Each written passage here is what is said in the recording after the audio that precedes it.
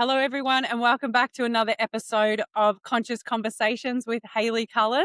And today's special guest is a very old friend of mine, James Ashley Harriman. Welcome to Conscious Conversations. Hello, Hayley. Hayley Hales. Don't know what to call you. You can call me whatever you want to call me. Now, I have to say before we start, is this a PG or am I allowed to You're slip an allowed, odd swear word out? you are allowed to be yourself on here, and if that means you want to swear, then that is all welcome. I'll try not to, but I've got a Irish nabby. Yeah, What do you that's mean? it. That's okay. It's all welcome here. So, James, I really want you to tell the world all about you, who you are, what you were up to when you were younger, all the things that James Ashley Harriman was back in the day. In the day. Yeah, Oh, back in the day. So then we can go down into what you're up to now. But let's just paint a okay. picture for your I'll keep it short, and I'll keep it brief, and I'll skip over a few things that people don't need to know. And so yeah, I came backpacking. I was born in England, obviously, with the silly accent, and I came backpacking in '92. Loved the place. Walked down the steps of the plane to Melbourne, and the sun was shining like this. Got off and kissed the ground like the Pope. It was beautiful. I went, I'm never going back. So right. I kind of managed to get residency and settled in '95, worked for Boral Asphalt, where I met you, Hayley, but a That's bit right. later. Um, and I was kind of never been satisfied. I've always been kind of wanting more. And kind of as I got older, I'm kind of digressing a bit. I looked at some of my mates who got married in England and they lived in the same house, and they still live in the same house now. And I was jealous that they were so satisfied with their life, and I was never satisfied with my life. So kind of, I was working at Boral, had a good job, still never satisfied. So I set up a little business on my own and built that up. Had an asphalt business, built it up for 17 years, kind of had a few stresses having a business, everyday business like everybody does. And I used kind of partying and doing things I shouldn't do for releases, which was okay in my younger days. My body and my mind coped with it. Mm-hmm. Sold the asphalt business in 13. Started a line marking business, painting lines on roads and car parks in 14. And I sold that in 2023. And have kind of now we've got managed to invest in warehouses over the years. So we were lucky. So financially secure, and a lot's gone on in my life to get to where we are today, kind of personally. Mm-hmm. So on the personal side, so that's the kind of business side put aside. I got married when I first got over here to someone kind of totally wasn't compatible with, and then went off the rails and didn't handle the relationship right. And we both did things we shouldn't have done. That came to an end pretty quickly. Uh, I got married again to someone who was very straight laced after that, because I thought, I've got to calm down, otherwise I'm going to kill myself. And that didn't work either, Mm-hmm. unfortunately. And then when I was 40, I met Annie, my wife now, an English lady, and she kind of just let me be who I was. And I was kind of mixed up a bit. And if I wanted to blow out, I'd blow out. And she let me be. And kind of, I grew up. And it's kind of strange saying, but I think most blokes don't grow up until they're older. And it took me until I was 40 to grow up and Yeah. realize I was being selfish and Yeah, it's not just blokes either. I was 38 when I decided to stop the drugs and the drinking and everything like that. And it's so Mm, funny, like when we knew each other, I wasn't doing a whole heap of drugs, and I mean I was doing drugs, but we weren't doing drugs and that together. Like no, no, we're from two completely different worlds, but just being menaces. yeah, yeah. And Yeah, it was kind of a release, that kind of lifestyle was a release. And you thought, oh, that's going to get me away from my life that is not me. I yeah, won't say that. I don't want to frame it in the right way. It wasn't a bad life, but I reacted wrongly because it wasn't me and who I was. yeah, And I was kind of put into this box that I shouldn't have been put into. yeah, yeah. Um, I think I met yeah. I think I met you just after my brother had passed away, like maybe a year or two after my brother had passed Yeah, away. you were early 20s, weren't you? Yeah. I was I was getting into it after that. You know, he passed from suicide. So Yeah, um yeah, I just spiraled after that. I was like yeah, doing all the things that I shouldn't have been doing in so many ways. So yeah. It's just it kind of think it it kind of seems takes to your feel mind off the problem, doesn't yeah, it? yeah. Yeah, you're If that, numbing. You're yeah, numbing. numbing. Yeah, yeah. Yeah, and That's disassociating and being distracted and, all the things. Because I remember when you would come in like a bloody whirlwind and be like, "Ah, hey," like like you could see now looking back how much you were masking and like you were just like super like excited or like just like full on, right? yeah, yeah. Still, I'm like that, Haley. Though, I have to say, I but bet. it's probably not masking as much. Oh, to be honest, like I think you're the apart from Annie, my wife, my mum and dad, my brothers a little bit. No one really knows, you know, my kind of mental health. I'll go back a step. I don't suffer from depression, and this is where the guilt comes in. I don't suffer depression. I've got a good life, and I kind of have these anxiety attacks, and it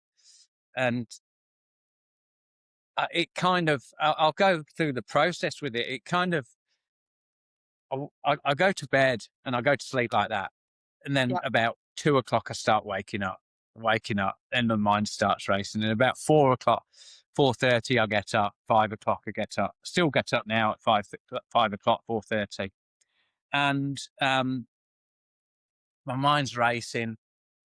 My mouth is salivating. It's just and my nose is running like a tap. So I'm blowing my nose. My mouth is salivating, and then up until recently, I've really changed my diet. And then 6 o'clock on the on the dot, I need a poo. It's so bad. And if I don't, I'm dry reaching, I'm vomiting, trying to get to the toilet. And if I have a kind of a day where I've got something on, like something that I'm a bit nervous about, I'm kind of dry reaching and even vomiting in the morning. But it's like from 5 o'clock in the morning till about 6:37, and then it just disappears. And I'm I'm James, happy James, got so much energy, not don't care about a thing in the world. And it's like it comes into my life and goes, "Fuck you now, like yeah, see you tomorrow." yeah. And I still get that, but I have to kind of manage it. And Yeah, so how are obviously, you managing it? Do you do breath work or anything? no, and that's right. I know who hails. That's the big thing I've got to do. And I Yeah. know I have to do it. I've never been able to sit still and do yoga and breath work. And I'm trying, but I have to get into it. Okay, let me just give you a little coaching session right now.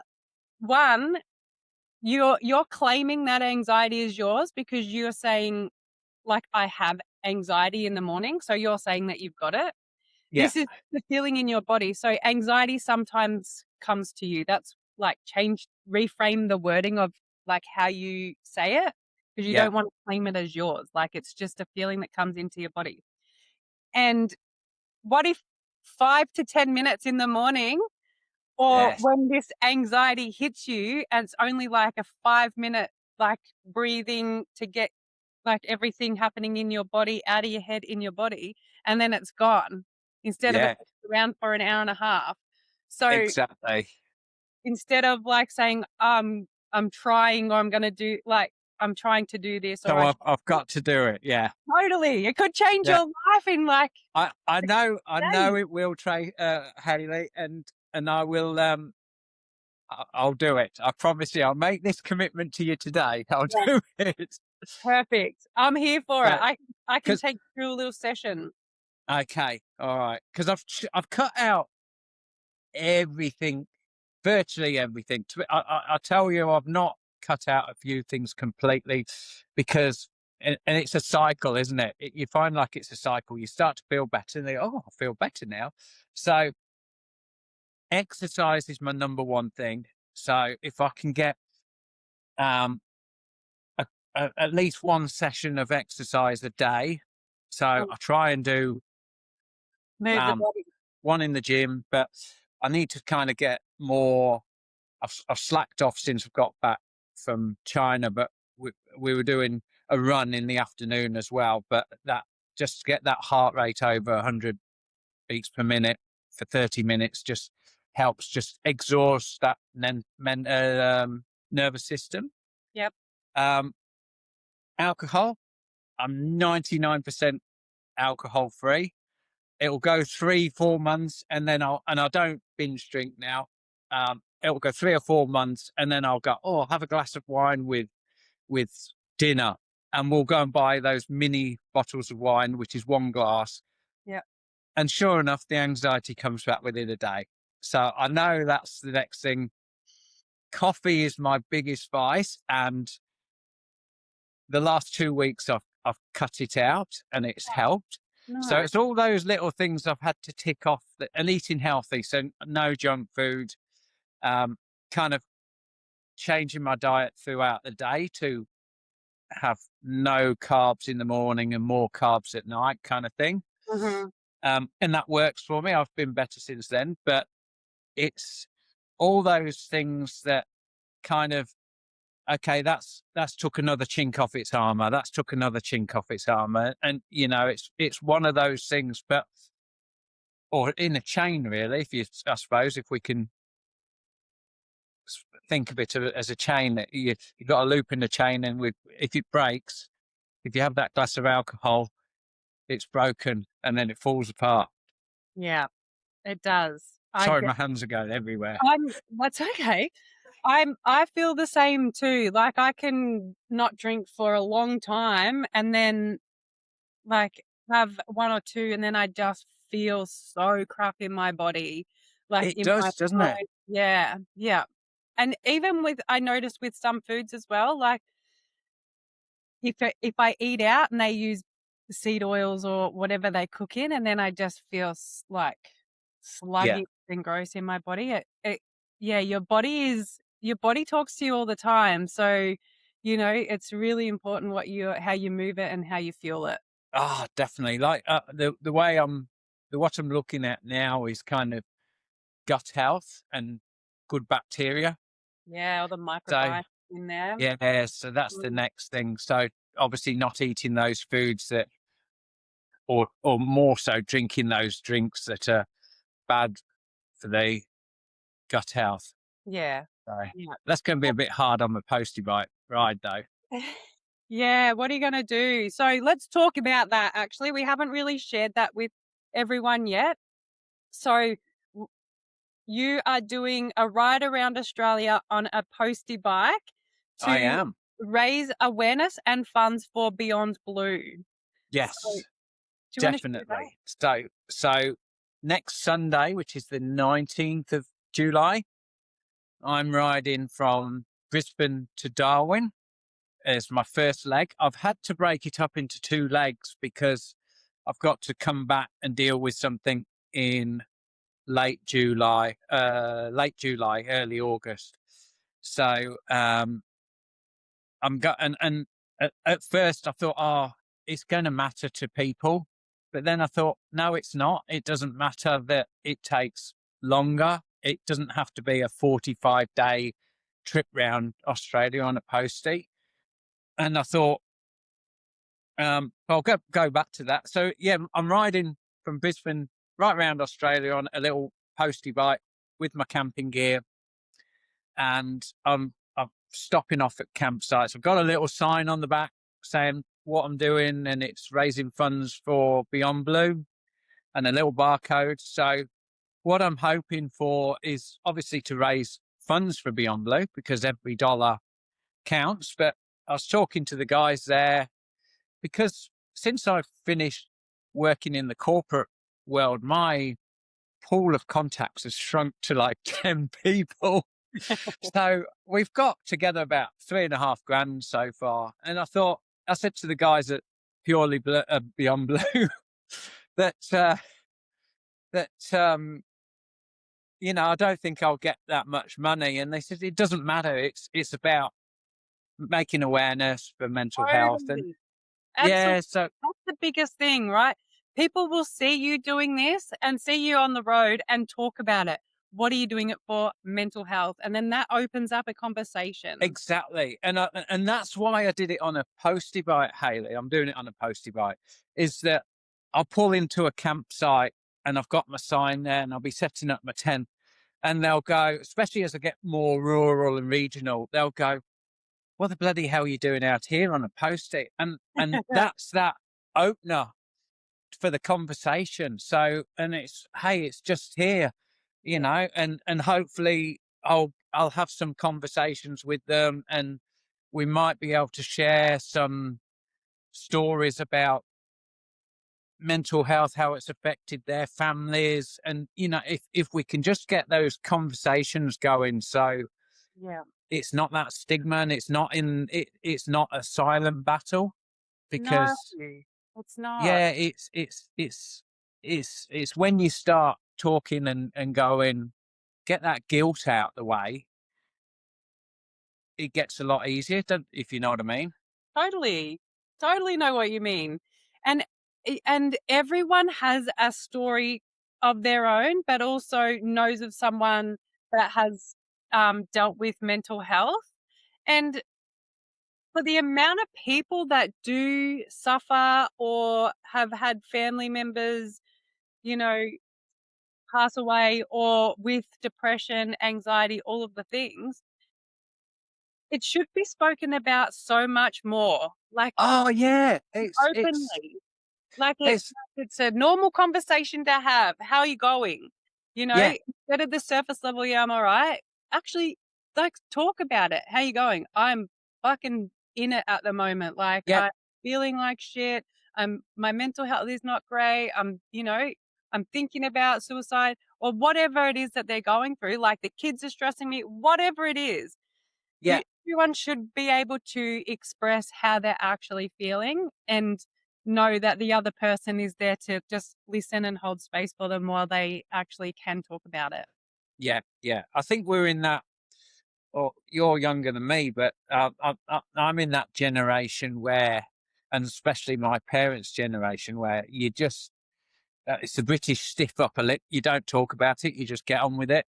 Yeah. And I remember when I was having a hard time with my late 20s, early 30s, my dad just said, "Well, just get your head down, get to work. You'll get through it." And that was it. That was the and that's just where he was then. Yeah. He's a different person now. So, that's just what was spoken. And that I know that, the younger generation do talk about it more. Yeah, they So do. It yeah. it But it's funny, isn't oh it, that the older generation just, like, push all emotions down, like, yeah, a yeah, lot of yeah. I was thinking about that in the car today. I was driving back and I was thinking about, there's a guy that kind of that mental health and also DV, because there's a guy called Dave Kramer. Um, he does talks for men, for boys in high school about how men should behave, and absolutely awesome guy. Check him out. He's brilliant. Yeah. Um, he was mates with Hannah Clark. Right. Small steps for Hannah. And you know what? If we had as many people died by suicide or domestic violence every the same amount of people died by suicide or domestic violence, um, dying by shark attacks each year, they'd kill every bloody shark in the sea. So why aren't we taking such a more serious kind of approach to it and going, well, this is a problem, and we need to kind of address it. Absolutely. Absolutely. And I feel like it does start with the younger generation as well, like showing them that it's okay to express your feelings and just to be kind to one another, like to lean on each other and give them space if they are feeling like angry or sad or whatever the emotion is, and teaching them at school, so Yeah, that yeah, teaching them at that young age. yeah, Yeah, yeah, and even nervous system regulation and breath work, and it can make a huge difference if when you're feeling a certain way, yes, you can breathe and you can regulate, and you know that you can talk to someone and you don't have to hold it all in until you explode or until. But then there's like the DV, there's bullying, there's a lot of things. There's a lot yeah, of things going on at the moment, and especially after the last couple of days with the women that and the young girl that have been killed, and it's just yeah, horrific, horrific. yeah, yeah.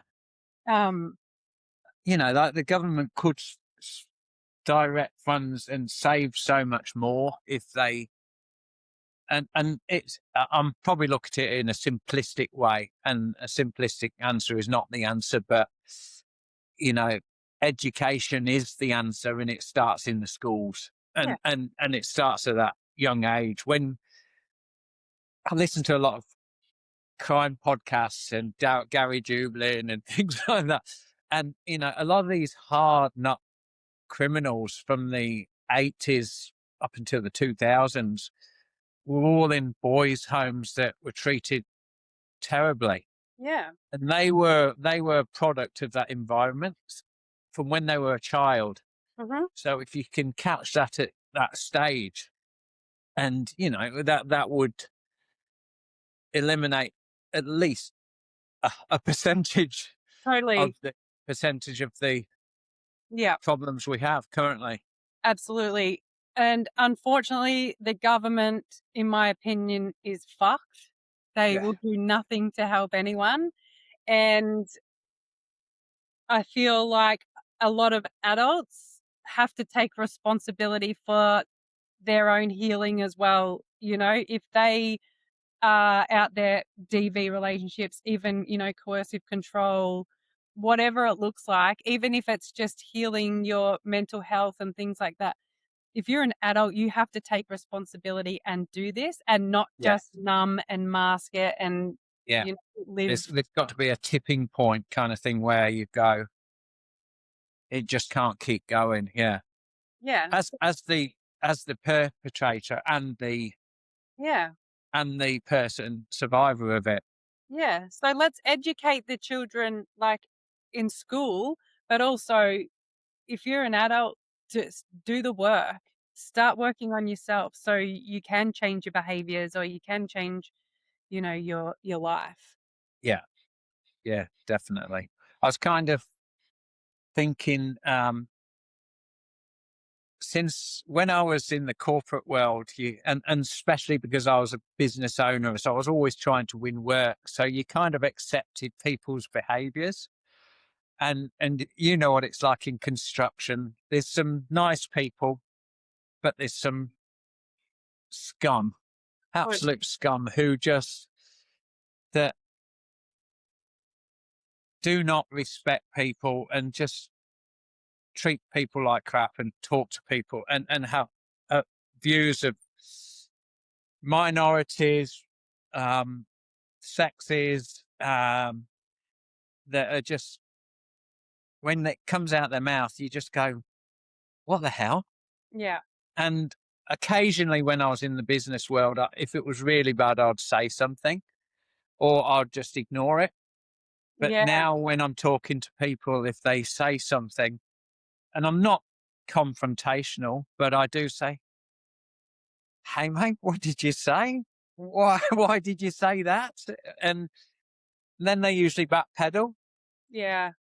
and they realise that, well, they might not just say it in front of me, but might realise that, hey, isn't cool to say things like that and call someone something like that, and it's a bit of a seesaw I swing on, is because I like banter and I like taking the piss out of each other and things like that. Um, but when you're saying something not nice about a race or a partner or something like that, you don't need to. Yeah. You got You standard know, boundaries and you don't yeah, cross them just to have banter. And I feel like many, many more men should be doing this. Like if someone's saying something that doesn't sit right or sound right, then they should be doing what you do and say, "Hey, where is that coming from? Why do you feel like that? Like, yeah, yeah. you okay, mate? Like, what's going on with you to have all this so much hate or, whatever it is going on in them?" But we And it's hard sometimes, and I've found that I've not made it a confronting situation, so I've kind of just gone, "Are you serious?" Or, something light-hearted that brings them back into line, because I thought, I don't want to get into an argument with them, because you never going to, even if you win an argument, you're never going to walk away feeling good. Mhm. And I've learned that kind of now, that you have to stay calm and just reel it in a little bit, if you know what I mean. Yeah. Because you're not, if you're not going to change them, you're not going to change them. But at least you can just say, "Hey, mate, is that seriously?" You know what Yeah. I mean? Seriously? Yeah, Do you just have to shine call the your light wife on that, their or do you fault. have to call your girlfriend that? Yeah. Yeah, just shine the light on it so they can, like, see it from a different perspective or, hear it from a different point of view, I Yeah, think it just needs to be pointed out that, "Hey." that's it. I was on the phone. I was on the phone to Annie, my wife, a couple of weeks ago, and I got off the phone, and the lady I was talking to, um, she says, "Oh, you talk to your wife so nicely." And I went, "I just talk to her normally." And she says, "Oh, most people don't." I said, "Yeah, it's just called respect, isn't it?" Mm. Isn't that wild that this lady hears a lot of people speak, like, unkind to their partners? Like, that's really sad. Yeah, yeah. Don't get me wrong. It's times when Annie would say to me, "Stop being a dick." I bet you she says it more than Yeah, but but it never escalates. You know what I mean? If Yeah, we're happy to pull each other up and say, it's not touchy feely. We'll say something, but we never shout. We never yeah, carry on, yeah, and I think that's just finding that acceptance from each other. yeah, and having the Where, open communication to be able to say that, yeah, you know, yeah, without being triggered by one another. yeah, exactly. Yeah, so good. So great. So, okay, the Postie Right for Life, you leave on the Sunday, 17th? Not 19th, yeah, next Sunday of July, and I Lovely. ride inland, so I'm going up to Esk, Maura, Emerald, um, Julia Creek, um, Berkeley Homestead, and then a few other places. On the way, then to Darwin, and Okay. then the bike goes into storage for 3 weeks, and I fly back, and then I'm actually helping on the crew on the Postie Bike Challenge. I've got a few other business things to do or Yep. work things to do, Yep. but then I'm helping on the crew this year on the Postie Bike Challenge, and they've got 80 riders going from Brisbane to Darwin. So I'm driving in one of the cars with them as a support member on the crew, um, just to make sure you heard all those caps in the right direction. And then when I get to Darwin, I'm going to have a day's rest and then head off on my Postie Bike ride for life. Yeah, nice. And then And after Darwin, where you headed? over to Broome and Perth, and then down to Adelaide, across the Nullarbor, Adelaide, Melbourne, Sydney, back to home in the Gold Coast Tweed area. Nice. You know, when I crossed the Nullarbor coming across to WA, I saw so many people on push bikes. Did you? Yeah, there was about 4 or Wow. 5. One Now that is crazy. so crazy. One apparently one guy said it took him a few months to cross on his push bike because he just was like stopping everywhere and, hanging out in different places and things like that. But I was driving, the first one I saw was driving along and I was like, what the heck is this coming? Like, this looks so weird. And I thought it was like Catman or something, the guy that, Yeah, Catman. yeah, I thought it might have been him. It was a guy on a bike. And then a little bit further, there was another guy. His bike was like lying on the road. And Oh, the recumbent bike. Yeah. I was like, what's, no, How his are they bike not was like, roadkill? yeah, his bike was lying down. I thought he'd been hit. His bike was lying down and he's just lying back in the trees, having a rest, chilling Oh, out. wow. Yeah, it was really. How do they go with road trains and that? Because I'm obviously mindful of road trains and the grey nomads who are 80 years old and can't see with a caravan, so they're probably more dangerous. Have you got a flag and stuff like that on your bike? I've got like a little strobe flashing light, like like those orange work lights that goes on the back. Yeah. But You won't be yeah, riding at night or anything, surely. hey, no, not at night. No, I'm riding from like 7 in the morning till 3 in the afternoon. I want to get in each day by about 3, so I Oh, can have those conversations while it's light. People yeah. walking past, Yeah, and then you're not coming in contact with cows, camels, kangaroos. Yeah, kangaroos, yeah. all the Have you things. seen many on your travels? Yeah, yeah. Wow. Oh, I hit a kangaroo, Oh a few no, weeks ago. Yeah, that was horrible. Had a little baby Joey. It was now I won't drive at night. It's actually no. put fear into me around here, like around Yeah, in the bushland and that. Especially seeing big cows on the side of the road just blown up, like yeah, with their feet in the air. I'm like, wow, imagine hitting like it obviously yeah, or something, but yeah. yeah. I've seen camels, but like just in paddocks, In a not actually on distance. the road. Um, but yeah, lots of kangaroos. And it was like at midday when I hit this kangaroo and I was like, Oh what are wow. you doing? Like Yeah, it's not that's what I'm moving. It's not. scared about. I'm going to be riding really steady for the first few hours. Well, it only does 75 kilometers an hour, so it's so slow. And that's on the flat with the wind behind you. When you get to a hill, you'll be like 40 kilometers an hour. But Yeah. And the um, wind is crazy too. In WA, yeah, the wind is hectic. yes, I I've won't heard drive that. I won't drive when sometimes it's like 40 Ks or worse, and it's like, no, yeah. How So, do you go with your caravan with the road trains? Does it blow you around a bit? yeah, a little bit. Yeah, You're okay? I'm okay. I'm okay with it, but you can feel sometimes it suction Yes. you and yeah. Have you got a, Two way. No, two-way? I've not. I've got an emergency EPIRB, and you can send messages on it. A PLB, it's called. Yeah. Um, I've got that. I have got a little handheld, but I can't have it in my helmet, so I'll just keep an eye on them. Yeah, have you got, a thing, what you put on the motorbike helmets and you can listen to music or you can make Yeah, calls and stuff? yeah, You got yeah, one? Yeah. yeah. Yeah. The two-way would probably be a good thing, especially if you got trucks coming up or just to let them know. yeah. That's a good idea. You I need a might look support at that. vehicle. You want me to come and be your support vehicle, It's and a support vehicle.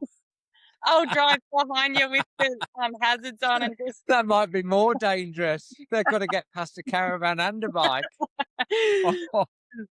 No, if Yeah. there's so many people cycling and riding motorbikes, it'll be okay. Yeah, you'll be totally fine. It's Yeah. gonna be so great. I can't wait to watch it. How are you gonna document it?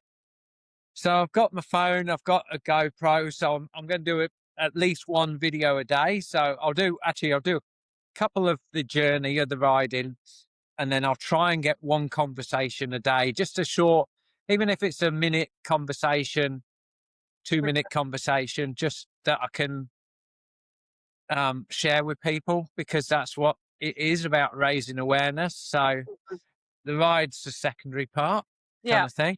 So will you speak into like, if you've got your GoPro on your thing facing you, will you speak into your own mental health, being out there and, it I might. I don't think I'll do it while I'm riding. I think I'll probably stop on the side of the roads and have little yeah, kind of um take fives. We're going, what's hard today? Oh, going, oh shit, this has been a hard day. I yeah, want it to be the raw me.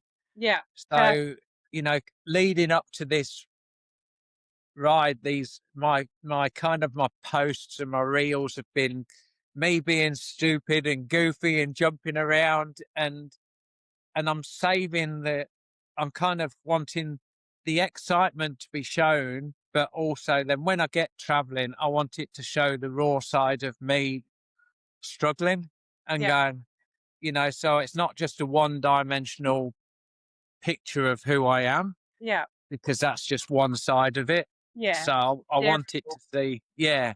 Yeah, perfect. Because And you know that's what? where, Some days might be great days. Some days might be really good days, oh yeah, you know? And then some days might be fucking hard. I like it because it's so slow that you kind of, if you're on a big motorbike, you could be doing 110 and you straight there. So you're just concentrating on the road. Whereas you're doing 70, 75. When there's nothing on the road, you're wobbling around, you're looking around, but you're also thinking a lot. So your mind thinks about things and it thinks about situations. And I remember my dad saying a few years back, and he's in his 80s now, that his mind races about something that happened in his business 30 years ago. And I was going, oh, I don't think about anything that happens in my business from the past, when the past is the past. And then, I'm 56 now, and the last couple of years since I class it as retired, it's not quite retired. Um, um, I I kind of I do start thinking about things, and my mind's going to, relationships and how I could have done better as a father, and and all those things that have happened now, that I'm trying to kind of fix. Um, yeah, so it gives you that time to think about the things, and yeah, I don't know, I just analyze. I feel like, you know, you can't change the past, so all you can do is recognize that you were just doing the best that you could at the time, right? With what you were going through in life. But now you know different and you know better and you can change your relationship with your kids or like whoever and just know that you're not still that same person. So Yeah, you can make it so yeah, much better now that you're yeah. aware. It's quite funny because I say to Annie, um, she's very empathetic. Annie, she's so caring. This our old neighbour is in her 70s and she's going through some health battles at the moment. So Annie cooks her frittatas and takes her to the hospital. And I said, you're so empathetic. I said, I wish I had that empathy. I don't. And we were saying the other day, I said, I think I've got psych, kind of a, um, what's the word? What's the word? I can't remember now. Psychopathic, psychopath. I've got traits of a psychopath. You know how they say serial killers do, and obviously leaders of business, because they want to stamp on people. And I said, I don't have the empathy. She says, everybody's got a little bit of a trait of anything. You're a good person, but everybody's got those traits. You are a good person. So, Yeah. but it's those kind of analyzing as you get older, and you go, oh shit, am I this? Am I that? Do you know what I mean? Yeah. Totally. A lot of people So do that. A lot of people stay in their head and think like that. And everything is perfect the way it was. It was all meant to happen the way. This is what I teach my clients. Like, everything is always perfect the way it is, because it's either amazing because of the way it was, or you learn something from it and you grow from it. It's all, yeah, it's lessons. So, if it didn't happen like that, you can't think about what it could have been, because if it was meant to be that, it would have been that. yeah, yeah. So It's weird because it's the like the smallest things that go through my head as well. And there's a little story that when I was had the line marking business, we had um, two bins, one for recycled bottles and cans, one for general waste. And I'd say we had 20 young guys aged between 17 and 32. They all come in the morning vaping and eating donuts and coffees and energy drinks. And I'd get them going out of the door in the morning, and I'd have a bit of a toolbox. I'd say, right, guys, remember, put your bottles and cans in the recycle bin. I keep finding them in the normal bin. And I watch the cameras, and they walk past the normal bin. Oh, sorry, the recycle bin, to put it into the normal bin. And I'd say, anyone who wants to take the bin to the collection place and get the money, it was like 2 minutes down the road, grab the company van, take it down, you'll get 50 or $60, but you do it on a Friday afternoon after you finish. No one would do it, but they'll all be telling me they've got no money, even though they're earning more than they were getting paid more than my wage. yeah.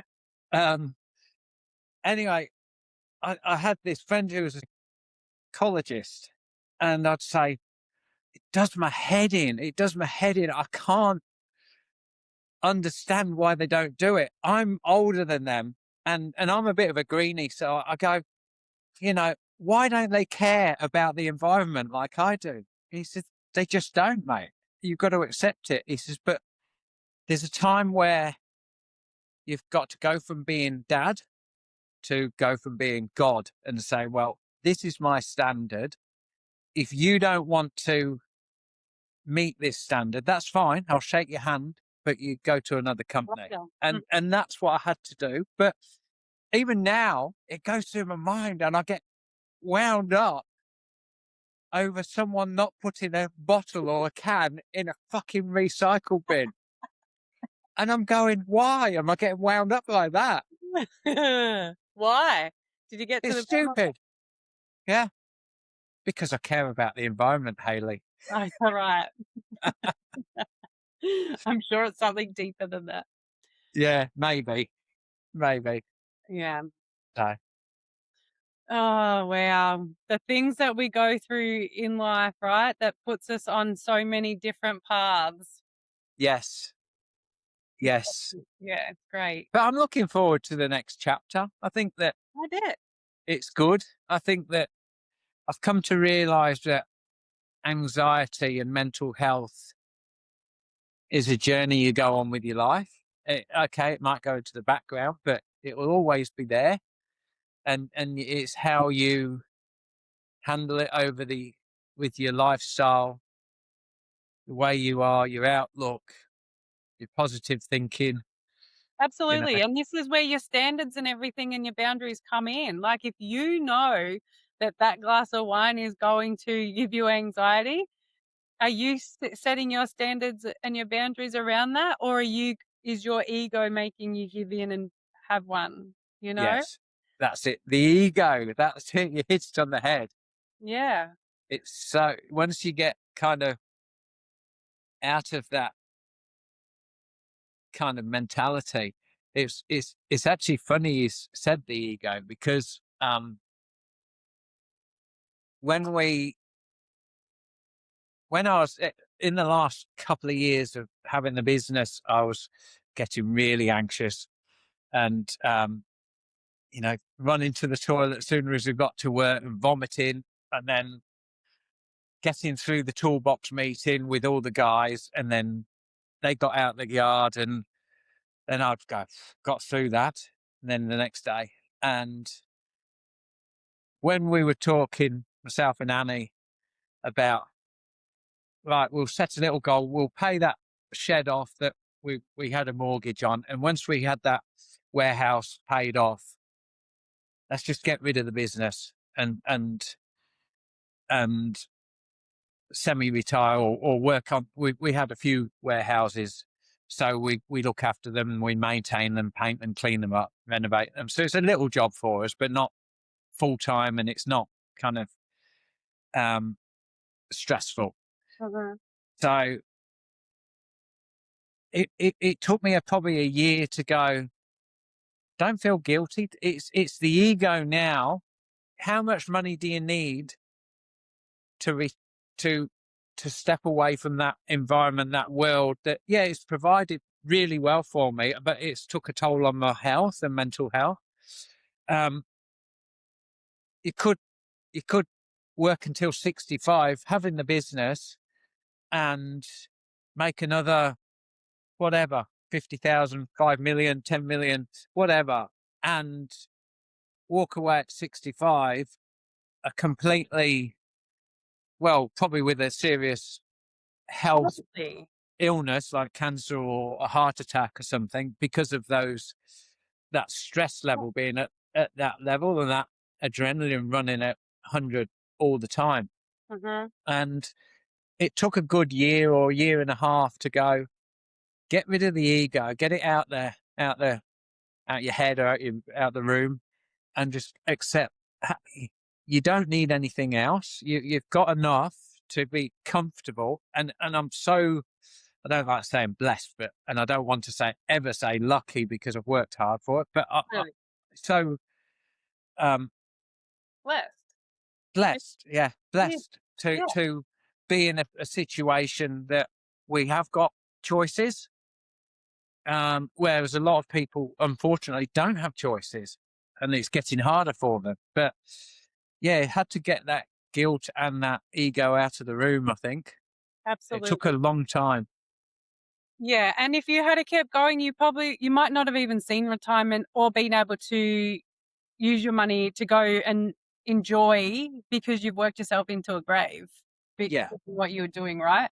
So yeah, I feel like everyone has a choice. Everyone has a choice. There's so many things that you can do while you stay in your 9 to 5, work on yourself, build a little side hustle, make some yes, money on the side to then get you out of a 9 to 5. You have to be aware or awake to the fact that you do not have to work hard for money. no, yeah, No, and you and can. and you it, and I know the cost of living's hard at the moment, but it's not a it's not a brick wall. There is a way around it. Do you know what I Yeah, mean? Like there so is. many It, wealthy people out there that the fuel crises and the cost of living has got no effect because they know yes, what they're doing with their money. They're yes, they're not they're not living in that box of go to work hard, you know. earn an hourly rate. Yeah. Yeah, Yeah. yeah. You can. There's a lot of people that sit there and go, "I'm so hard done by. If Live I had their this, if I life, had that, they I'd could. be all right." Yeah, And you know what? I'm not educated. I left school at 16. I'm not that smart. I can read. I can do good maths. Um, You're but selling yourself short. You but built two incredible businesses, you yeah, know? but you know, you don't. What I'm trying to say is, you don't need a university degree, and you don't need to be so intelligent. Because the guys who I've met who have got university degrees, who have, and probably this is not saying everybody, but there's some people I've met who kind of look down on me because I'm not as educated them as them, and deep, and you know, have these deep conversations and crap like that. Whereas I've I've kind of, but they're still working in their 9 to 5, complaining about everything in the world. And you go, well, Who's the smart one? yeah, You. yeah, In my eyes, that's you, yeah, you know? yeah.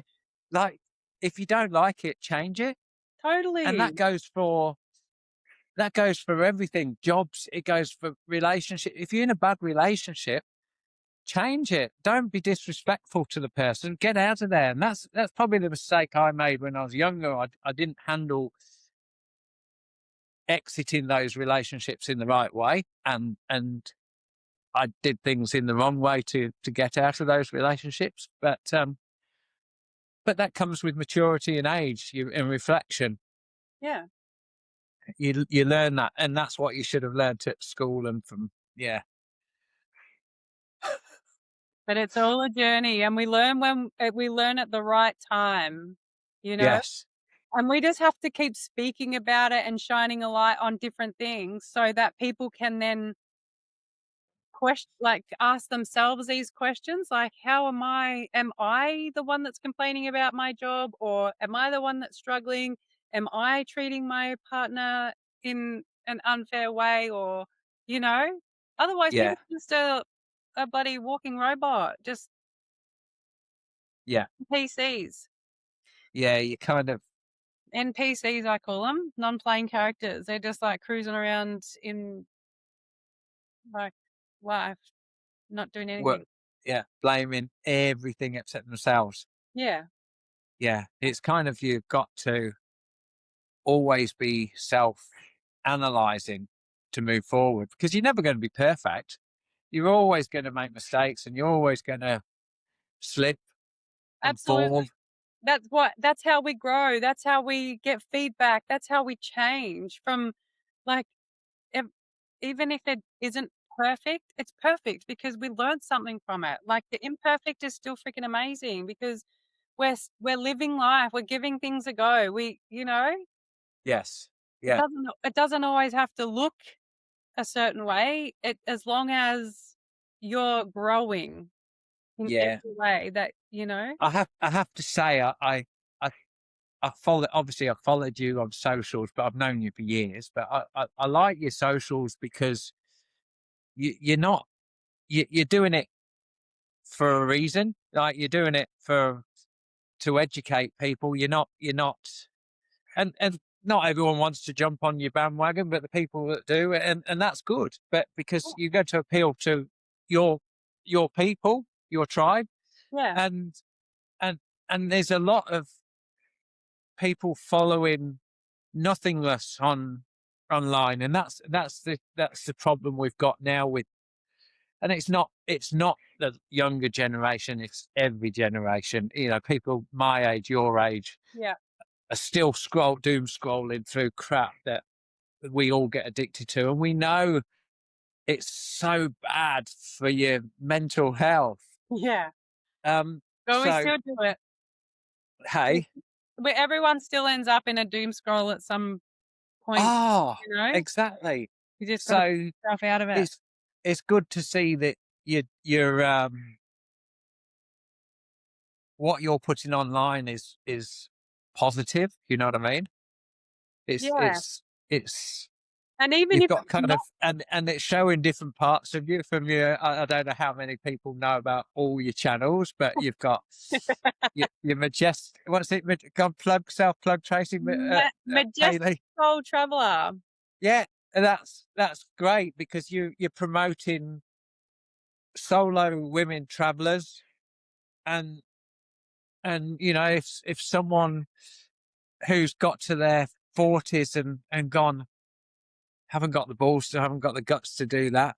And then they come across your channel and say, and I think I saw you the other day and you said online, you said, oh, bumped into another soul lady traveler and it was great. Yeah, it was And so exciting. yeah, and It's a great team when you're out here. it's something that's spreading a positive message. You know what I mean? Yeah, And then this channel yeah. that I know I've is got a few, another kind don't of I? hey, I've got a few, don't I? yeah, I've got yeah, funny YouTube, YouTube, conscious conversations, this like podcast, my majestic soul traveler, and then my Haley Cullen page. yeah. So people can follow me anywhere. And if they don't like what I'm posting or what they see or what they hear because it triggers them or whatever, they don't have to follow. Oh, exactly. And it's not you don't want it to be for everyone because we don't want to be sheep. Like, that's what That's I exactly kind of right. yeah. I can't understand how. I'm not going to get political because I don't know Go how on, do it. you know, a lot of people want change in the government, and I kind of don't think any of the governments are any good, to be honest. I think they're all crap. Hmm. But Totally. we are a multicultural nation, and my mate Pauline has had a whole career from division and fear, and unfortunately, it's all over the world now, and we shouldn't be having division and fear. We want individuals and we want to be a united country, but we want to be a multicultural country. We want to eat foods from different countries of the world. You know, they tried to have this one culture in Germany in the 40s and it didn't work, did it? They tried that. And, we want to talk to, you know, the Chinese lady who lives four doors down and see her kids kicking a soccer ball and things like that. And what's wrong with that? Yeah, But we want a united country, yeah, and the dialect's not right. It should be. We've got to unite as a country, but yeah, we want multicultural country, but we need a strong leader to stand up and get past those one line policies. yeah.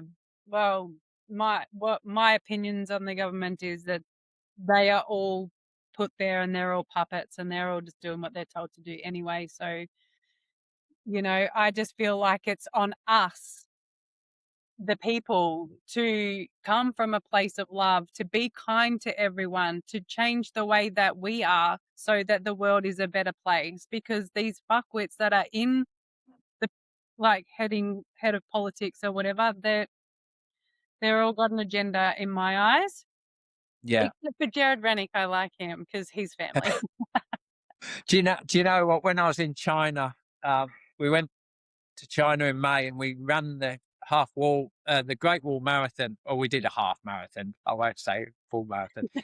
It wasn't that bad, but um, and I know China's a kind of a strict.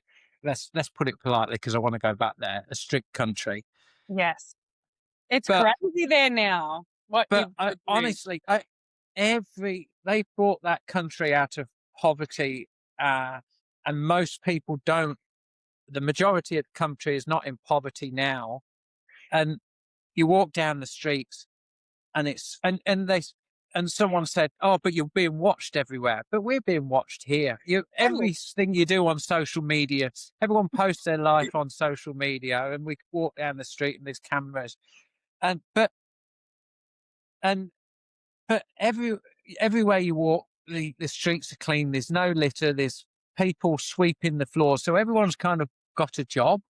yeah, Um, and I was talking to this tour guide. She was a lady, and she says, "Ladies, women retire at 50 if they want to, and have a state pension, and men at 60.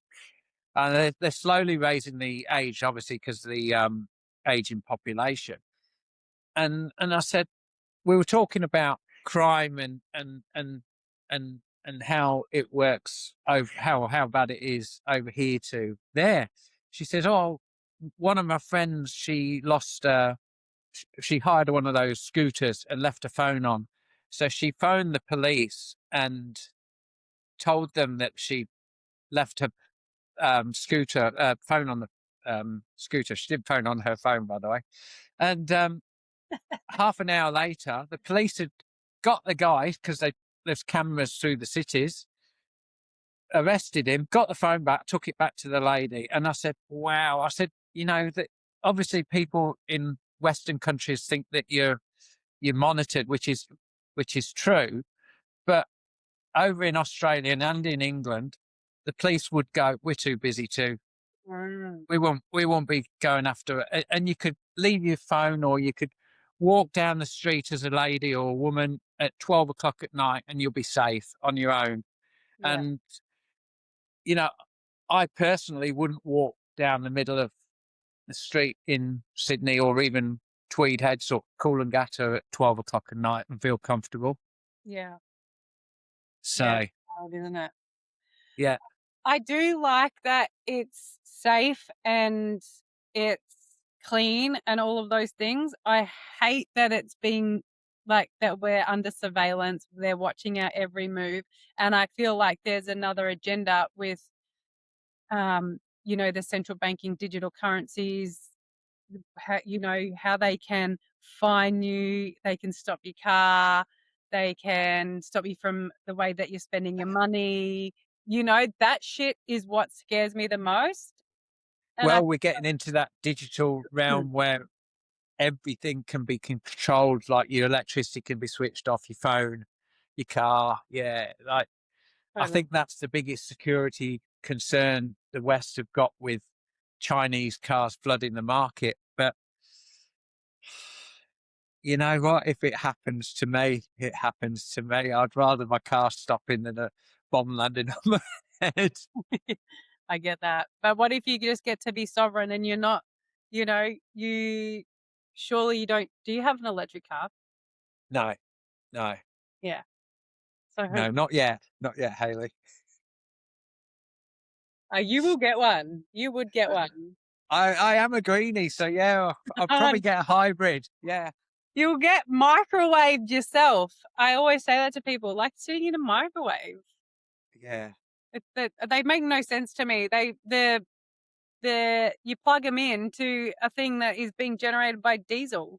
yeah. Coal powered power stations. Yeah, Like what's the yeah. anyway? It yeah. I kind of yeah. In China, they're the biggest investors in green energy. So I kind of feel that we're not doing enough for What if green you energy. what if you just got to live off grid on your own property, made your own food, planted your own gardens, cruised around on a push bike, sold, had your little green energy house there run by solar and things like that. And it wasn't like out in the world where you're being controlled, you're being told how to spend your money, you're being stopped in your vehicle, or, you went too fast over there so they can fine you, or, like the whole Yeah, facial recognition. but don't we have that here now? Totally. But Yeah, instead of like conforming to that, why not create your own off grid green? I kind of feel if you've got a good person controlling the masses, because you do need some law and order and control. And obviously, we're moving into a realm of digital control instead of the big stick. So it's more of if you if you know you're being watched, you should behave. Because I think we've lost a lot of morals and values Yeah. over the years. Yeah. I feel like everyone should behave anyway. That's right. Yes, but But for them to know your every movement, like there's even talk about alarms going off on our phone on a certain date soon. yeah, I Um, think it's today actually. what? No, it's not the 13th of July, it's Oh, the 20 something. uh, My phone will be going off on that day. They're yeah, not that I don't want them to know where I am or, it's just yeah. wild. It's just wild to me. And this is why everyone should just come from a place of love and being kind and clean and all of the things. So we can have a beautiful place and it's not tracked and we're not like being watched and, under control. Yeah. It's a And really hard one because we've we've been ingrained into consumerism and got to have the newest iPhone, got to have those clothes that you can buy on Sheen or Temu now that are $2 that are made in a sweatshop and mm, things like that. That yeah, yeah. and it's such a battle. You know, It, when I look at what people buy, and like the guy from Amazon, what was it? Jeff He Bezos? his kind of um, mission was make it on Amazon one click to purchase, so you get those impulse buys. Yeah. So it's getting into that psyche, like the social media kind of stuff. Yeah. So Jeff Bezos um started Amazon and the guy that helped him create Amazon is a part of the business that I am invested in. And Amazon are going to be one of the many companies that you can use crypto to pay for your things. Yeah, And so when people pay on Amazon with crypto in the future, I'm going to make money from that. I get the how fee. is that? It's so good. This is what I like about tokenization and things like that. Yes, the CBDCs are coming in. Yes, there's going to be control over your money, how much you get, all of the things. But if you're diversified and you have your own crypto and your own tokenization, and then you're in control of that yourself. It's not controlled by the banks or the government or anything like that. That's your money. And then if you're investing in different places where you can make it, even better. So those platforms, so who controls those? The who the owner, his name is Hakan, and the chairman, the CEO is um oh, I've just had a mental blank. I can see him. He's the head of Wall Street Capital. Yeah. So they're like in the middle of Wall Street Capital. So we've just So that are released they trying something to like kind that. of obviously we're moving away from the dollar, so they're trying to Yeah. actually. My old solicitor, he was working with some, and he said there were really rich people in China to set up this platform, and I can't remember what it was called now, but it was something similar like that. That it was just everyday transaction. Yeah. It's gonna come. It's happening. Yeah. And he was going over to China every few months to try and set it. They were not just Chinese businessmen; they're all over the world. Very kind of wealthy people trying to set this thing up. But I've not Mm. spoken to him for a few years to see how it was going. Yeah, right. Yeah, it's He, exciting. he was a he was a wild guy, as this solicitor. Was he? Yes. Knows what he's doing though. Yeah. He's in the mix of it all. Like the world is changing. So it's whether you're going to conform and do that side of things or if you're going to position yourself to be ready and prepared. I feel like you should be ready and prepared, we do, even if everyone does go that way, you've got this there just in case, like you can A go the backup. Yeah. yeah, yeah, It's like investing, yeah, isn't it? You put money there, and you put money there in three, spread your risk kind of yeah, thing. Property absolutely. shares and bond, yeah, Yeah, bollocks. that's right. I was just talking to someone the other day and um, on my spreadsheet, I've got like 28 different places where I've invested my money. So yeah, it's very widespread, but Yeah, who knows what's going to happen? Got money coming in multiple ways. Yeah, and you kind of, do you feel more comfortable with that? Totally. Yeah, because otherwise, if you've got it just the standard share market, or like me, warehouse, I'm always going, oh, what happens if that tenant moves out? I've got no money coming in. Yeah. So, And that or we have a major recession, or Yep, and that's also coming too, is it not?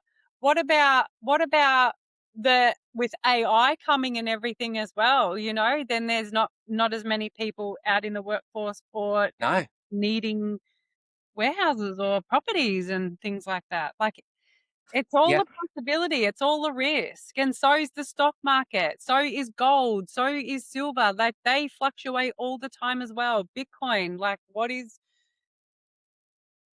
you just don't that's know. That's why it's good to be diversified. that's kind of, if you see the cities now, they've gone, and I've not walked around Brisbane recently, probably a year ago, but they've gone from big department stores and clothes to service, food, getting your nails done, get your hair done. Everything's gone to service. Mm, And you walk down the streets in smaller towns and places, it's all service now. And as things get tighter, how are those communities going to keep going, and those businesses? Because we've got to kind of promote small businesses, because they're the ones that keep the country going. yeah, And I can't understand um, why we don't try and encourage people to be entrepreneurs and go into business and promote their small business, give them incentives, because what lifts the whole country. It and I know there's an argument, so well, they shouldn't have the tax breaks, but if they have incentives to go into business, because I know when I was in business, probably once every 2 years, we nearly go broke because someone's not paid or a company's gone bankrupt on us, and then our cash flows stuck. We've got all this work coming in, but then we've got no cash to pay the wages, to pay for the products and things like that. And it's a risk, it's a huge risk. But totally. if you give the incentives to small businesses, you're employing 20 people. So that's providing for 20 families, or 10 people, or 5 people, or 2 people. So, yeah, we've got to try and encourage, or the government has got to get people to have the incentive to have a go. And yeah, people fail, but people succeed as well. And what you're doing as well is having a go at putting you putting your neck on out to go. Well, I'm going to try it, Yeah, and it's obviously working now yeah, because you're still going. yeah. It's been So 4 years. yeah, Yeah. exactly. And if you don't have a go, why? That's it. What will you lose? Yeah, You'll and rebuild. yeah, you can always change, if worse comes to worse, you can always go back to a job. Yeah, yeah, You're already in the job, like, yeah, yeah, you can just go back to what your normal is now. That's one thing that I love doing. I do it on my travel page, is promote small businesses, and some yes. of them I just, like, do shout outs for or whatever, because I genuinely love the product or love the company, you know? And I then do. there's some that do reward you with commission for Yeah, that's they don't have to market that way, and then they can just pay the people that do talk about it, you know? That's it's another awesome. form of income, right? Whenever we go out, and I try and do it as much as possible, is like the Google review. So I'll I'll only there's only two negative reviews I've ever left. I've done probably 50 or 100 reviews.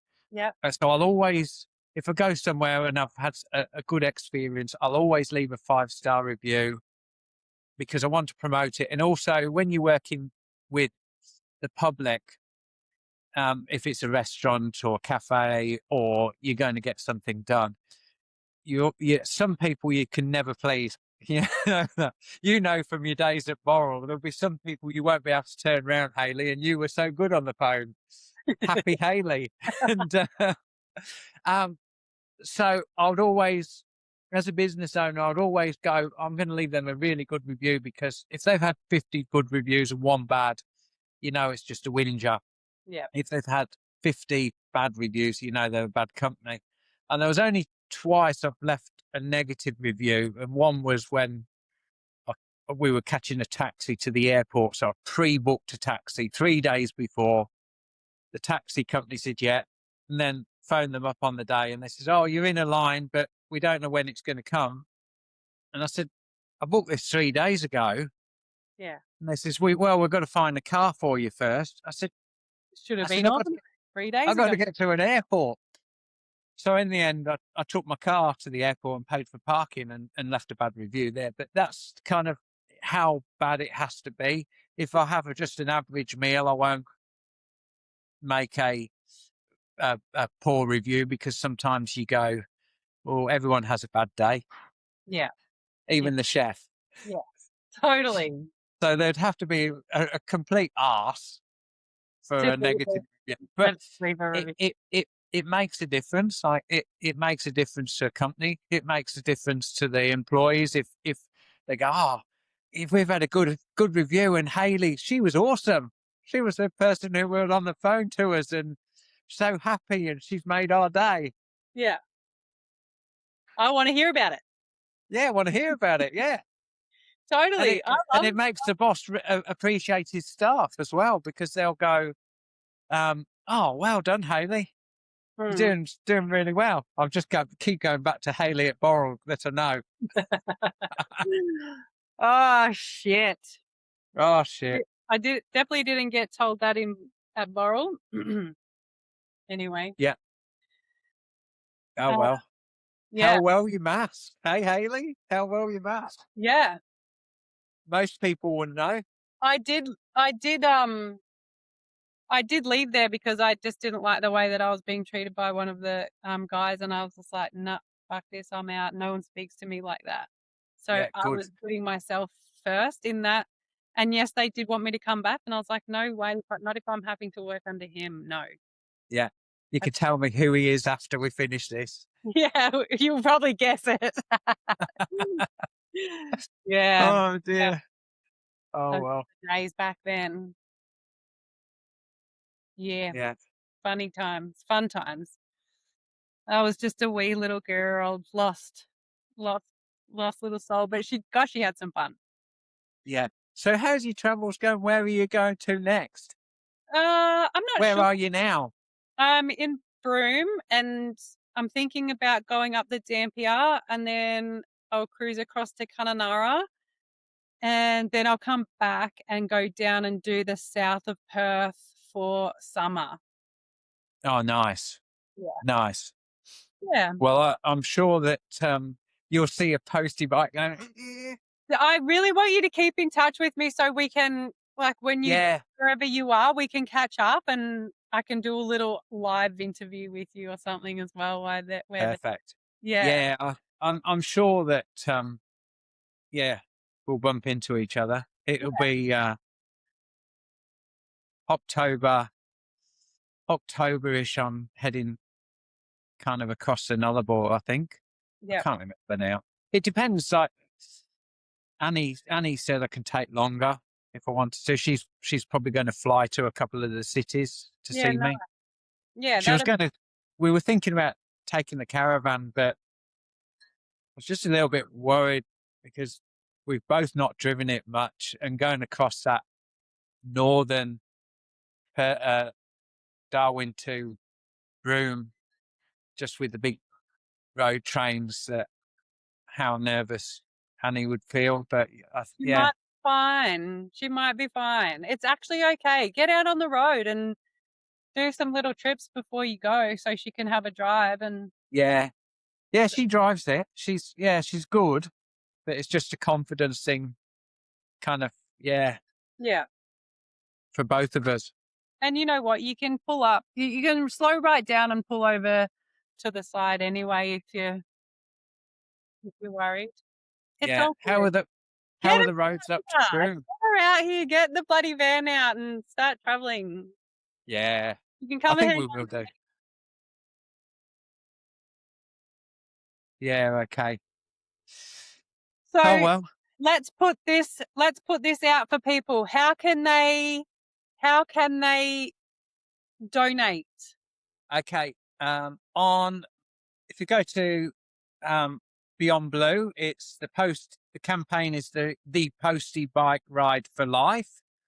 Or if you go onto my socials, which is the Postie Bike Ride for Life or Postie Bike Ride for Life on Instagram and Facebook, I'm on there, and there's links to donating um, to Purely Blue Beyond Blue.